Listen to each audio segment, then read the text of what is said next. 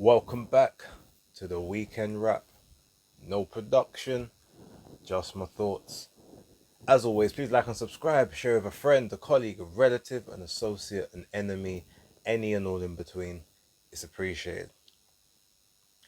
There's a few things to talk about, but I think I may actually save that for the little live I'm gonna do in a few hours' time. By the time you guys see this, it'll probably be about 1:30, 1:30 p.m., maybe 2 o'clock. So yeah, live will probably take place about 6:30. Um, Gonna go for a little bit, then head over to Fight Talk Live for the very spicy episode of the discussions, episode 4. It should be interesting. But there was quite a few events that took place this weekend, starting from Friday. I don't remember all of them in terms off the top of the head, but I do remember Callum Walsh got a victory over Rananowski. I think the guy's name was, or Ranazewski. All I remember is he was a former opponent of Michael McKinson and Josh Kelly. He went the distance with both of those guys, lost in both of those opportunities. Callum Walsh knocked him out in 2 rounds. I predicted Walsh would win, but I thought he would go points. Renzuski, I believed, was very much a durable guy. I haven't seen the full fight. I've seen the knockout, but I didn't see what led to it. How Callum Walsh set it up, everything. But it was on UFC Fight Pass. It was taking place in Ireland. On the undercard of that, I know Thomas Carty also got a knockout victory. There was someone else on the card whose name I can't remember right now, but yeah, I haven't seen the card. Can't really comment too much on it. I also haven't actually had the chance to see the Jaime Munguia versus Eric Brazilian card either, but I did see several of the results, including Alan Garcia getting stopped, viciously knocked out in the first half of the fight. By can't remember his first name, but surname was Hernandez. Garcia was a 1 to 50 in the betting odds. So to say that it was an upset is an understatement. But that being said, shout out to uh, shout out to Jamel Herring, because on Twitter X he said, one thing about Top Rank is they're gonna match their people correctly, and you're gonna see if they've really got the goods or not. Um, so yeah, look, I mean, unfortunately, these things happen.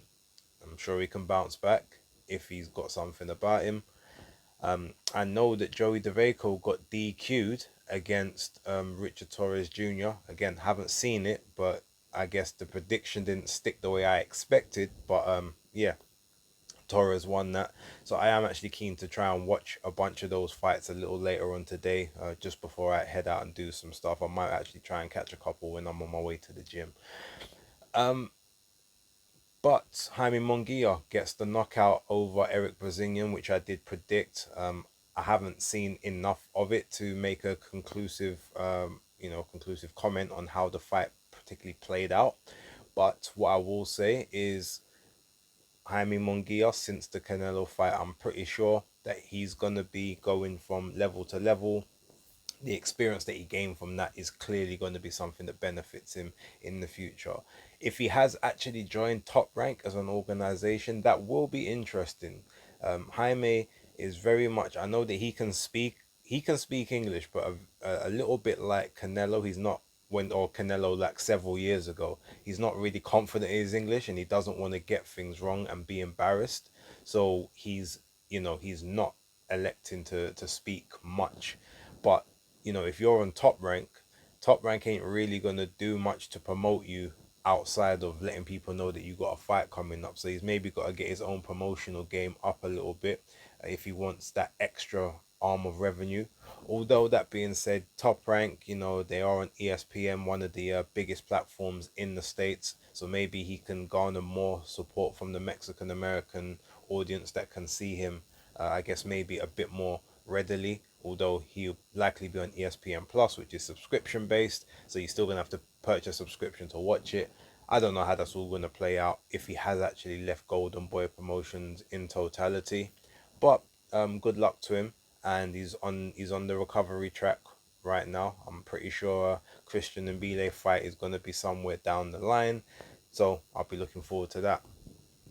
Before we get to the Wembley Stadium card, there was a card that took place in Germany. Now, it was announced as being on the zone, but I've actually since realized it's actually the zone outside of the UK, so it's not actually available here. But it was headlined by Nina Menke and Daniela Bermudez. They were fighting for Amanda Serrano's 126 IBF title that she vacated about a month or two ago. It was a belt that Amanda was supposed to defend against Nina Menke back at the start of the year when she had that eye injury and was forced to pull out of the fight. The fight also took place over 12 3-minute rounds. So Nina Menke had been training for that. She also now wants to fight 12 threes, and it was sanctioned. I know that who was on the Kadiri was on the undercard. Who else was on the undercard for that? There was one other person, but I know what's his name? Frank is not. What's Kadiri's first name again? Anyway, it's gone out my head. Either way, he got a victory. Now, Nina Menke, what I want to say about that really quickly is that I thought because it was 12 3-minute rounds, she would do extremely well sort of first half of the fight, but Daniela Bermudez will get opportunities to get in and start, walking her down and weighing in punches towards the back of the fight, obviously as it started, and maybe take over from the second half. I haven't seen the whole fight, but I did manage to via VPN see the highlights that was on YouTube. They're not actually allowed, or they're geographically locked to the UK, so I had to use the VPN to see them. But Nina Menke just she had the speed, she had the movement advantage, and from that southpaw stance, she was actually doing extremely well. Hitting and getting out of range, getting caught with a few things. There ended up being a head clash, I think, in the middle of round two or round three, which had this big cut, just kind of, it was pouring blood down Nina Menke's head, but it was actually, the cut itself wasn't that deep. It was more of a hairline fracture, and they got it under control at the end of every round. But it's just as soon as the next round came in, one touch on it and it would kind of go again. But it wasn't massive to the point that the fight had to be stopped. But I saw the cut and saw the 12 threes and thought, oh, she might lose a bit of blood here, might lose the momentum, might start feeling the punches. And there were some instances where she did, but she gritted it out. She threw back, she exchanged. They were both in the clinch, they were both in the pocket at times trading, but she just had the movement, the punch picking combinations. Again, this is from highlights, so I haven't seen the full 12 36 minutes to actually give a accurate assessment. But from the highlights I saw, now maybe they were just showing her best bits, or which it wouldn't be surprising. Obviously, it was in her hometown, or in her home country, I should say, at least Germany. She got the victory. I don't even know what the scorecards were because it didn't actually state. It just said that she won. She won the belt. But from what I saw of the highlights, I would say that it was a legitimate victory. So congratulations to her. I got that one wrong. I did think Bermudez would get to her towards the end of the fight. Didn't quite play out that way. But yeah, a new IBF featherweight champion. Let's see who she defends against next. Now, moving over to Wembley. I missed the first fight of this card. I was actually in the gym. I didn't think the Padley fight would start as soon as I knew that they said, okay, the event's gonna start at like 4 o'clock. But I thought, it might start a bit later. I think I left the gym about 4:30, maybe like 25 to 5. I turned on the zone on the phone as I'm walking home, and then I just see Josh Padley getting congratulated by Ade in the ring, and I'm like, oh snap. we got upset already on the night. Haven't seen the fight, haven't had the chance to watch it back yet, but by all means, it looks like Josh Padley performed out of his skin, and Mark Chamberlain just wasn't quick enough to deal with him. It looks like he actually was catching him with some decent shots from some of the highlights they showed, but ultimately it was Chamberlain who ended up on the floor. Padley was 9-0 with 1 KO, so to get dropped by him, while that's not an indictment to say that he doesn't have power, he'd probably feel a bit more embarrassed that you getting dropped by someone that's only stopped one opponent out of 10, or out of 9 at the time. So yeah, look, unfortunate, but it's such as life. Then we went to Joshua Kelly and Ishmael Davis. Now this fight, I was half watching. I was also doing some other things. I was trying to keep an eye on the Crystal Palace and Man United match. I was trying to get some washing done, and I was trying to set things up for my live stream, getting ready for the Joshua Buatsi and Hutchinson fight. So I didn't really pay much attention to the fight, but I saw the general pattern of it in the first couple rounds, and it did play out similar to what I had stated in my predictions video. I said that Ishmael Davis, he's normally like a boxer puncher. He can be equal parts offensive and defensive, but he's gonna have to be able. He's gonna change from boxer puncher to he's gonna have to change to pressure fighter, and he's gonna have to get into range quickly, move his feet into range, and and just get onto Josh Kelly's chest and just make him work. And he would have success at times when he was switching from orthodox to southpaw in the exchange. Like he would leap in from the orthodox, and as soon as as soon as maybe he couldn't get the range, he would put the jab or the backhand in from that southpaw, and then he would switch straight into the southpaw stance and then step to the side of Kelly, and that was having some success. But again, Kelly was just a bit too quick, certain points. But again, Kelly got cut. I didn't really see how the cut manifested. I predicted that towards the end of the fight, it would be, Kelly would have to come through some problematic moments, and then I felt that Ishmael Davis would be able to just get him late and, basically either wear him down via attrition or just sort of take him out in the later rounds, or probably get a split decision if it were to go to the cards. Well, he did catch him extremely late. I'm not sure if he did anything in the 11th, but I saw the 12th, which was pretty conclusive. You saw Josh Kelly continuously looking up at the ring, the timer above the ring, just to try and figure out how much longer he had to survive. But he was hurt on several occasions there.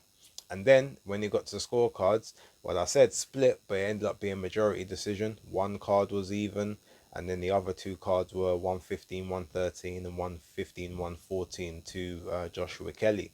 So got it wrong, but Ishmael Davis's stock went up on 6 7 days notice. Congratulations to him. I thought he might be able to get the upset, but ultimately he's got to quicken up the feet, or he's got to learn to cut that ring off even more, or throw off of, like, as soon as he's cutting the ring, he's got to throw from outside of range into range to close the distance. Bit tricky, but that's maybe what he's got to do against these guys that are a bit more fleet-footed. But yeah, it was a good performance from him.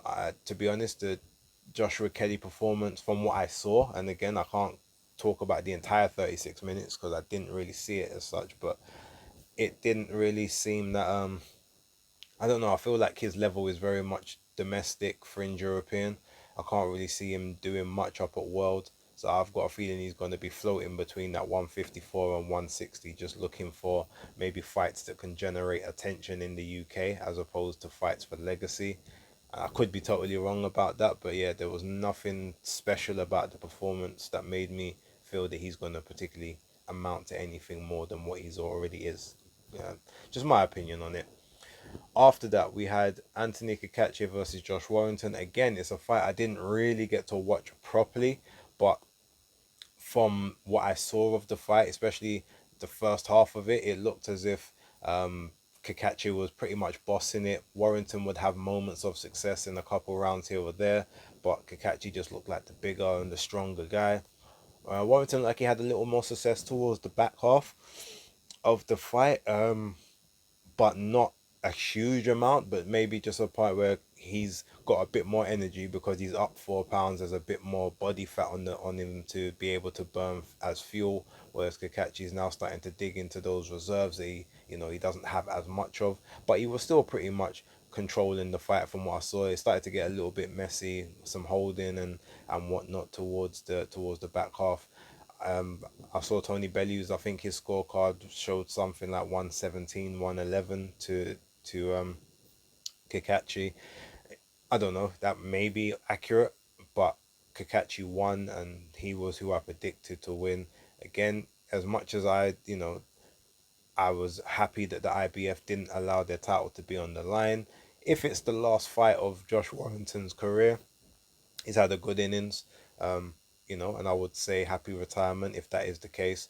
He he overachieved in certain aspects. He was the underdog that became a superstar. Maybe lockdown and that whole lockdown period is what really affected him. Who knows? Um, but yeah, one win in six in his last six fights. You can't really claim to be at the top of the divisions anymore, or to be at the top of the game. He said I remember earlier on in the week he said he still wanted to go to America and fight in America. I don't know if that's now a possibility or not, but I guess we'll wait and see for what happens with him moving forward. But Anthony Kachie's now got a date with Sugar Nunez. After Sugar's last fight, I can definitely see more ways for Kakachi to win that fight than before. But having said that, Sugar Nunez that's a bad man. That may be the opportunity that Eddie Hearn gets to to have a victory over Queensbury again. Because, I think in the last 10 fights they've had, I think it's like 8-2 to Queensbury. So, Frank Warren has got a bit of a rout going on at the moment, and it's getting a bit embarrassing at this point. But yeah. Uh, right, so my stream started yesterday just before Joshua Buatsi and Hutchinson. Um, I'm gonna be real. As much as Joshua Buatsi got the victory and it was a deserved victory, despite the fact it ended up being a split decision, we'll talk about that in a minute. His performance, I don't know if it was the fact his performance was a bit lacking or a bit lackluster, or if that's just like Hutchinson, if he's just a person that you can't look good against. And that might be the case because we've had two back to back. You had Craig Richards, you had Joshua Buatsi. Both guys were made to miss certain shots that are normally like bread and butter. Both guys looked a bit stagnant, looked a bit stuck in the mud at times. Both guys looked hesitant to pull the trigger at times. Maybe it's just Hutchinson. Maybe it's just the Hutch train's way of being awkward, being fiddly, and just making you look like the worst version of yourself in the ring. That might just be the case. That being said, Joshua Buatsi definitely has learned a lot of the inside game, the gripping one arm, using the second arm to shoot the shots. Hutchinson a couple times some rabbit punches behind the back of the head. A couple times he went in with the head. Other times he's trying to get head positioning on the inside, but in doing so he's pushing his head into Boatsi's. And there was a couple clashes that did happen in that exchange, but ended up getting a point taken off as a result of that. Went down in the sixth round to some. It was a couple of good shots up top, but it was the body shots that just took the energy out of him. Took a knee, but he got up in the sixth. Then he went. I think it was down again in the ninth. Um, Again, just exhaustion. The body shots. Joshua Buatsi was really digging those shots in, but again, it was the same situation I said in the predictions video. Buatsi he's gonna exchange with Hutchinson. He's gonna make him work. He's gonna throw those combinations that Craig Richards didn't throw. But anytime he can't get him out of there. He's not gonna do much for the rest of the round to recover, to get the energy back to try and go again. And in the second half of the fight, that was very much the case, and it was more when he was trying to unload shots to the head, not as much to the body. There was it seemed like he had a lot more success down there, but yeah, just the energy was just wasn't really that. And then in the 12th round, where you'd think, okay, it's time to really go for it, he decides to just take the 12th round off, just evade, and I'm not gonna say run around, but very much he was on a safety first. Just as long as I don't get caught in this round, then I've won. And then it makes me think, well, if he had have won that 12th round like conclusively, would we have even had a split decision? I mean, maybe it would have went to a majority, but I'm assuming if he won that, the cards reverse and it would have gone 113, 112 to him on that card. So it would have been a unanimous, even though that card still would have been a bit fraudulent. But yeah, it wasn't a great performance from Buatsi. Again, I don't know if that's the case, if it's just because that's what Hutchinson does to you, but he didn't have the greatest of performances against Dan Aziz. Okay, is it because they're brethrens? Who knows? The Pavel Stepian fight didn't necessarily have the greatest of performances there. Very, very sort of textbook win, but nothing about it that made you think, okay, this is a world class or world level guy realistically. And then, the Craig Richards fight was very much life and death to a degree. Um, is he on the decline? Maybe. Is he? Is it just is he gonna be one of those people that they quote unquote fights to the level of their opposition? I guess we'll have to wait and see. But he did win the fight conclusively. There were some finicky rounds in there. There was a couple of times where he was just sort of taking punches, even though he was maybe catching some of them on the gloves, but he was just allowing Hutchinson to rain combinations down. And I guess it's just lucky for him that he probably took so much energy out of Hutchinson that the power just wasn't really there. Or either that or Hutchinson just doesn't really hit that hard. He might hit surprising, or if he can flurry people on a lower level, but when it comes to this upper level, it's not the same thing. I guess we'll have to wait and see. But yeah, coming back to that scorecard, that was 113, 112 for Hutchinson. I wasn't scoring the fight, so I'm not even gonna say this that. The general flow of the fight was obviously the Buatsi won. The two knockdowns, yeah. The point deduction, yeah. But having said that, I think the round that he got the point off, I think I actually still gave him that round when I was watching it. So while I wasn't scoring, I can understand how, okay, that's a 9-9, that's not a 10-8. That doesn't automatically mean it goes to Joshua Buatsi. And again, two knockdowns doesn't automatically mean that you win the fight either. So people need to kind of realize that. But while I was watching the fight, I didn't see, I saw at a push 6 rounds that he could have had. And if that's the case, then it's 114, 111. But yeah, I didn't see more than six. I think realistically, I think I saw five, to be honest, that I was looking at saying, oh, this looks like a Hutchinson round, that looks like a Hutchinson round, this looks like a Buatsi round. So the 115, 110 card, to me, I think seemed the most correct one. 117, 10, what was it, 117, 109. That, yeah, I mean, that also could be I ain't really got an argument with it, to be honest. But I think the 115, 110 that I think that one to me was the most reflective of the fight as and how it played out. But yeah, that other card, boy, I don't know what that judge was looking at, to be honest. But it is what it is. Then we went to the chief support, which was Tyler Denny versus Hamza Shiraz. Now, when I told everyone, disclaimer, I'm team Tyler Denny on this one. And what I did say is I think that Hamza Shiraz will win the fight, but I said I think he wins the fight on points, but it ends up being a situation where the people in the crowd might think, oh, he got a bit of a hometown decision there, being a Queensbury guy and all that. Well, I was totally wrong. Yes, he won the fight, but it was pretty emphatic and conclusive. Knocked Tyler Denny down in the first round, which I believe was the first time he's been down in his career. Then knocked him down again in the second. Tyler just couldn't get into the range. I know he said, look, he's fought people that size before, but I had said, and I said it in the video, the one thing that is different to Hamza Shiraz to the rest of those people is that they don't have the kind of power he has. They ain't got a jab as good as his. They ain't got a backhand as good as his, and they can't throw those long arm hooks as good as him either. That mid range to that outside distance which Tyler found himself in, especially in the first round, was just, it wasn't the place to be. He had some marginal bits of success when he managed to get in close, but then all Hamza Shiraz did was just tuck those arms in, arms up, and again his forearms and his up to the point of his elbow is just so long. They literally just engulf his entire body. There's no exits, there's no entrances, there's no way for you to get in or out of that without, maybe trying to do some dirty tactics, which ultimately you're going to get pulled up for. Tyler tried his hardest, but knocked down. I know Tony Bellew said that he thinks the referee saved his career by stopping the fight when he did. I mean, I don't know. Tyler Denny was the reigning champion. I think he probably deserved to be able to give it one more go. I mean, he got up, he was ready to carry on. He didn't want to be stopped at that point.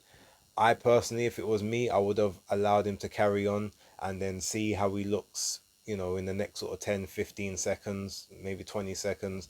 If I've got to jump in and wave it off afterwards, fine. But he looked fairly lucid. He looked, you know, well enough to continue. He wanted to continue. Um, but yeah, look, I'm not necessarily gonna say there's levels to this, but ultimately there's a just I guess like they say weight classes matter, size matters, all that stuff seems to take hold, and unfortunately Tyler just didn't have a skill set better than Hamza Shiraz's skill set, and then Shiraz just had all the natural advantages as well. So it was an uphill battle. Still proud of him for doing what he done, but yeah, I guess it was an inevitable result. I just didn't think it was gonna be that conclusive, that quick. Um, but you know, shout outs anyway. And but big congratulations to Hamza Shiraz. He may end up taking over the UK mantle. When I guess Joshua and Fury and those guys, he'll probably be one of those guys, especially with Riyadh and Saudi Arabia sort of taking a big interest in the boxing scene. He's a global ambassador. I'm pretty sure they'll put him into a position of public fanfare, and it'll sort of be him and Ben Whitaker, Moses Atalma, and Daniel Dubois. Probably they'll all kind of be the next ones up.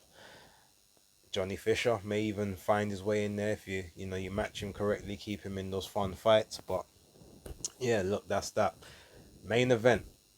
Now, I'm gonna do a lot more analysis on this on Tuesday on the live that I do in a little bit. There's also some stuff away from this event I want to talk about on that live, but and on Fight Talk. But yeah, Daniel Dubois utter destruction of Anthony Joshua. The fight was not competitive at all, and I'm surprised it wasn't competitive.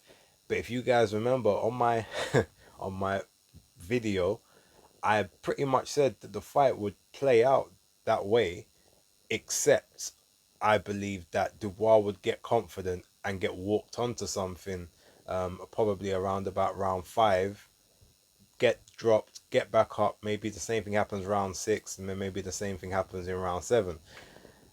But I said if Anthony Joshua wants to win this fight and stop Daniel Dubois from working early, because I said Daniel's going to be on his chest from early, he's going to start fast. He's going to try to overwhelm AJ, and the only way for AJ to be able to get the fight under control and at a pace that he's going to be happy with is that he's going to have to, in the first round, literally just throw the backhand. The first punch you even put out there, before you even try and put out the jab, throw the backhand, because he's not going to be expecting that. And then you hit him. If you hurt him, then brilliant, and then but you can keep him holstered, you can keep him remembering, oh damn, that hurt, like I don't really want to take that again. But he didn't. He tried to go on the back foot, he tried to box with him, his jab wasn't working at all. I also said of the two of them, they both got good jabs, but Joshua, he will use his jab different. It will be a range finder. It will be maybe a stab jab. It will be a setup jab. It might just be a throwaway thing, but the jab just wasn't pouring.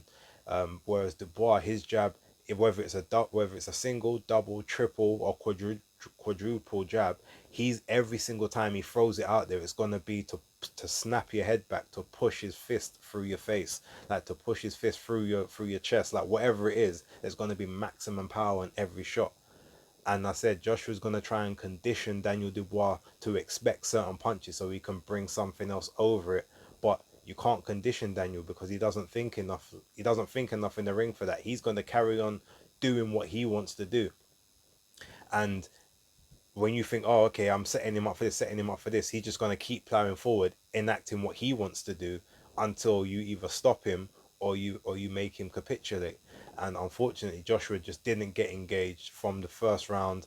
He was fighting with his arms down at points. He backed out across the ropes with his arms straight down, wasn't blocking, wasn't defending. Bang, takes a big shot over the top, right hand, knocks him down right at the end of the first round. Gets up, but you can tell he's a bit shaken. He's probably also a bit nervous at that one. Round two, again, he gets swarmed in the second round. He holds on, tries to, hold on. You've got Daniel using his forearm, pushing his forearm into his throat. He's going in sort of with the head on the chest, bucking up at times. He's just getting really dirty, getting animated, just trying to push Joshua around the ring. Joshua's just there trying to survive, throwing out the jab from time to time. But every time he throws out the jab, Dubois is just throwing out the jab as well. And his jab is the one getting to the target, because not only is he timing Joshua's jab, he's committing to his jab, whereas Joshua is he's just trying to touch with his one. And it wasn't, that was ultimately what happened. Third round, um, I think it was the third round. Joshua gets caught on the ropes. His arms actually go down, and they start counting, but Dubois doesn't let up, and for some reason the ref doesn't jump in. You would think his gloves have touched the canvas, which means that now that's technically a knockdown. So the ref should have been getting in the way there to break it up and initial and administer the count, and he doesn't do it. So Joshua's just there, literally just taking a barrage of punches on the ring ropes until he actually gets sunk into the ring ropes. And luckily for him, the bell goes right at the end, right at the end of the round. But he still takes like I think one or two punches right at the end of the round as well. Bang, and yeah, at that point, because he's now over again. The referee administers the count, and but he's up on his feet. I'm continuing, want to continue.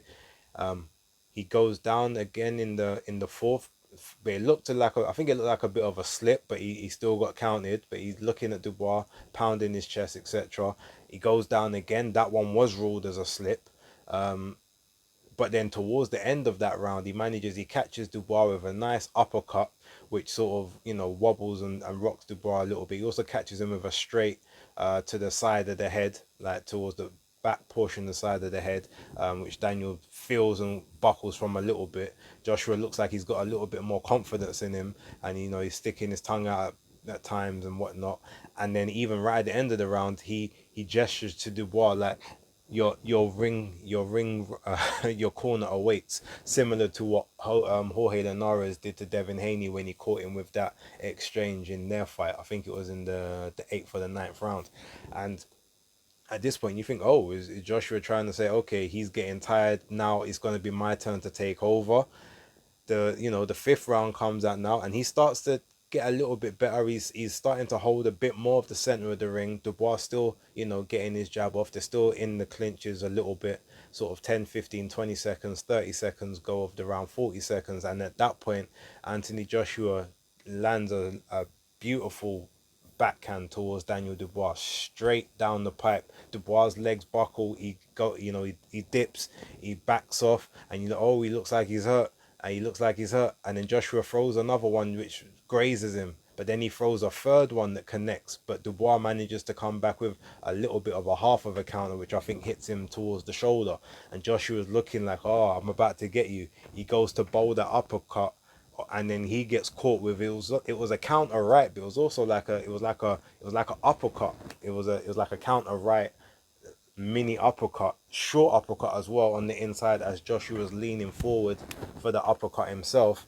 Bang, straight on the chin, straight on the button, down, scrambled.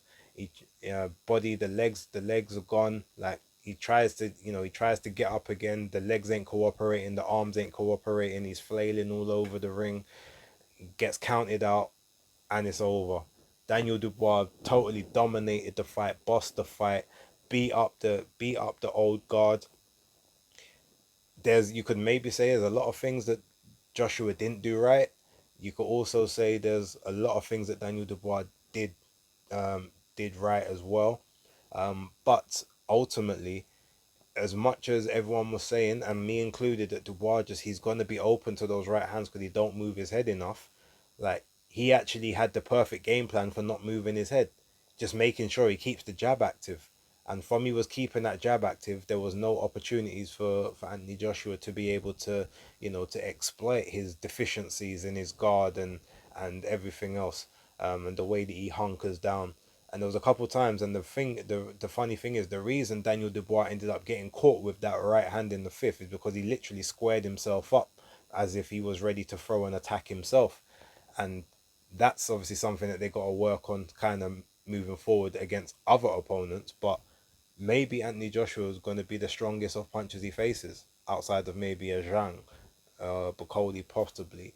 And if that's the case, then he may not have much else to worry about from the rest of the division.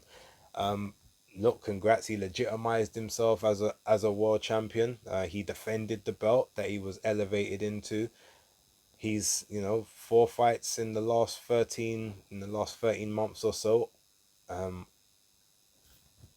Won 3 out of the four, and he was the underdog in all 4 fights. Gotta give it to him. I saw ways that he could win this fight, and I told you guys that in the prediction, but I just felt he would get caught with something, coming in being too square on and being too gung ho and ready to go. But ultimately, he just stopped Anthony Joshua from being able to do anything. Is Joshua washed? Is Father Time catching up to him? Does he just not have it anymore? Is the killer instinct gone? Is he, you know, who knows? What I will say though is he was knocked out, and he was knocked out badly, but he was on his feet for the entire fight. He never tried to look for a way out. He never tried to sit it out. He never tried to quit on his stool. He basically he offered Dubois the opportunity to finish him by getting greedy, basically doing the exact same thing that got him caught against against Andy Ruiz. Also, technically, it was the same thing that ended up getting him dropped by Vladimir Klitschko. You know, getting too hungry, too aggressive, too early. Yes, Dubois was hurt after those shots, but he wasn't hurt to the point where he's out on his feet and you rush in. And I think the only reason Joshua rushed in is because I think he was still hurt at that time, and he's like, I've got to get him out of here now, because if not, I don't know if I've got much left, or I don't know how many more rounds I've got to go in this fight. But 4 knockdowns, very conclusive. Um, it is a thing when he does get hit, he does stay hit, but can't question his heart. He hasn't really got great survival instincts, but outside of that, the heart is hearting. And the chin's not as bad as people make out. He got hit with certain shots that other man are getting slept by like immediately. But yeah, look, is it going to be a rebuild? I don't know. They're saying there's a rematch clause, which is mad that the challenger had a rematch clause and the champion definitely didn't. But look, Dubois, if he enacts it, the thing is, there's ways that he can win the rematch. I would, I reckon, if he was to take that rematch, it's more likely that he would win the rematch than obviously what we saw. Even though evidence will kind of tell you, yeah, maybe Dubois just got his number, but it was very, very eventful. It was a very good fight. Actually, no, the fight wasn't good, but it was very conclusive. Um, if we're gonna talk about the event overall, like it had some good fights on paper, or some interesting fights on paper, but there was no fights that was made for that undercard that anyone said to themselves, "Right, I wanted to see that fight." Um, every fight was like, "Oh, okay, that's interesting." I wouldn't have really picked those two people to fight each other, but we'll see how it goes. So in that sense, like when people were talking about the undercard before, when it was announced, I spoke to several people, even people that was working on the event. I won't say their names, but even they said, yeah, the undercard ain't great. The Buatsi and Hutchinson fight was the most intriguing one to me based on the Craig Richards thing and where is Buatsi, and obviously this is an interim title fight. Denny and Shiraz was never a fight that I was particularly calling for, but I said, okay, it will be interesting to see how this one plays out. But the undercard itself, as a whole, personally didn't really deliver. Um, there was no barn burners. There was no sort of real moments of, oh gosh, like which way is it gonna go. Like there wasn't really any of that. Obviously, unfortunately, Denny and Shiraz was a straight blowout after 2 rounds. Joshua and Dubois, I think that was a main event, but that was just a domination from round one to round five with with two moments of success for Anthony Joshua, but couldn't translate into anything. There was no ebb and flow in it. Kachie and Warrington, from what I saw, wasn't that great. Buatsi and Hutchinson was a bit laboured and it was awkward and a lot of holding and stuff. Ishmael Davis and Joshua Kelly, again, it didn't it looked like there was a little bit of late drama in the 12th, but the fight didn't look all that engaging or entertaining, and I didn't see Padley and Chamberlain, so I can't really comment on that one. Great event in terms of the attendance. Apparently, it's over 98,000 people that ended up being in attendance, which is very impressive. I'm sure a lot of those was also including the staff that were being paid to work on the event, not just the actual crowd. But yeah, look, it was the event as a whole and as a spectacle was great, but the night as a card, if we're being critical, I don't think personally delivered. I'm not disappointed I paid for it or anything like that. It didn't, unfortunately, the matches and the styles just didn't gel. Maybe what we need to make sure we have to ensure is that we just get more heavyweight fights on a lot of these cards, because even if those fights are boring throughout, there's always a chance that someone ends up getting slept. But yeah, look, that's criticisms for another day. I guess we'll wait and see. Congratulations to Daniel Dubois. As I said, he deserves all the plaudits. I backed against him 3 times in a row. Well, 4 times technically, but Usyk was a given as far as I'm concerned. But yeah, he's proved me wrong each time. Maybe I can't do it again. Uh, Although depending, he's still got the levels of vulnerability where you feel like, all right, he can walk, he can eat some of these shots, but eventually someone's gonna have that. He's gonna crack that safe, and depending on who he's fighting, I might still give them odds to win those fights. But what I do know is no matter what fight he's in now, in his current mental state, he is going to put people through hell. They are going to have to go to that darkest of depths, that deepest and darkest place to win. And that in itself is what's going to be box office. Quick one before I go, with regards to his post-fight press conferences, I heard him obviously talking about, he said, oh, like, I got to give a lot of thanks to, like, my dad and my family for these things. There was no mention of thanks towards Don Charles. So there is definitely a problem in that camp, and I would not be surprised if he is no longer working with Don Charles after this. I know they tried to say about the whole, he was ill all week. He didn't particularly look like he was suffering from anything today, but he may have been ill before and he's recovered. That's fine.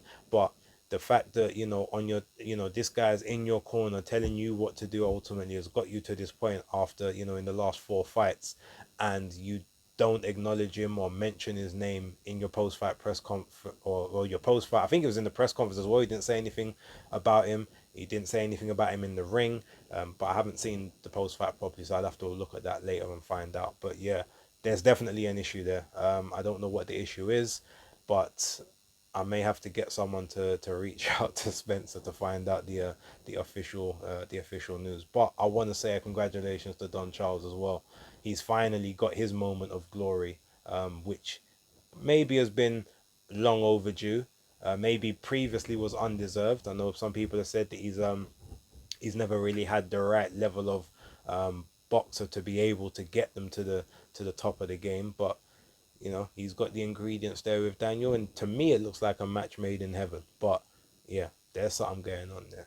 Anyway, look, I'm gonna leave it there. I need to run to the gym before I set up this live for later. But thank you everyone for watching. This video is probably a lot longer than I expected it to be, so total apologies. But hey, you guys know when it comes to the rap, this is what we do. Don't forget to like, subscribe, and share. I will see you in a few hours. Yeah, but until the next one, peace.